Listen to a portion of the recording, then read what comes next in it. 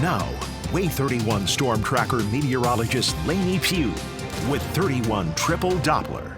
You know, the slow falling looks nice, but all that kind of sliding around, I think we could definitely do it. The snow doesn't look nice at all. But it's going to start feeling like it's cold enough to snow here in a couple days, right? Yeah, it is. I hope you guys haven't gotten used to the 70s over the past week or so, because that's coming to an end very quickly as we start off the work week.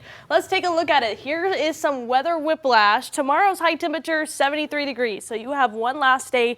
Get outside, enjoy the abnormally warm temperatures before Monday's high, a 30-degree difference. 43 degrees, and that high temperature is going to be during the morning hours. Temperatures will continue to fall during the day on Monday.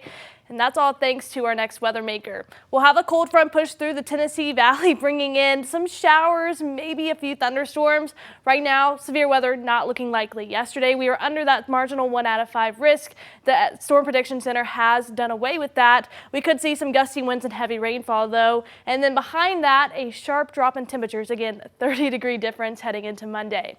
Here's how it all plays out on future radar. We'll keep the cloud coverage today. Maybe a few areas of some clearing, but the majority of us, we're going to have to deal with the cloud coverage once again. That'll be the case heading throughout most of the day on Sunday. A little bit of sunshine possible as we head into Sunday afternoon.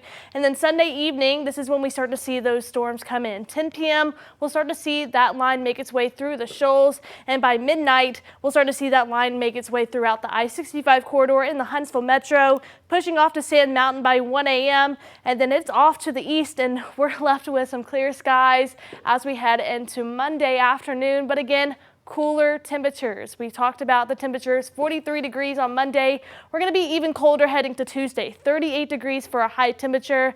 Wednesday, we're back into the upper 40s for New Year's Eve. Welcoming in the new year, we're going to be in the mid-50s. By Friday, we drop again thanks to some increase in rain chances, back down to 50 degrees. So the main question is, do I have to drip my pipes? Well, we're going to see some pretty cold mornings. Tuesday morning, waking up in the mid-40s. By Wednesday morning, it should say that we're going to be at 23 degrees. By Thursday morning, we're going to be at 30 degrees. So a little switch swap, but Tuesday and Wednesday morning, low to mid 20s. So hard freeze is likely heading into Thursday morning, 30 degrees. We're going to have a freeze likely, and then waking up on Tuesday, we're going to be seeing some wind chills in the teens once again. So I hope you guys have that winter jacket handy, because you're definitely going to be needing it for the first start of the work week. Right now, though, definitely don't need it. It is 63 degrees right now in the Rocket City. That humidity sitting at 100%. So the mugginess, something you feel walking out the door.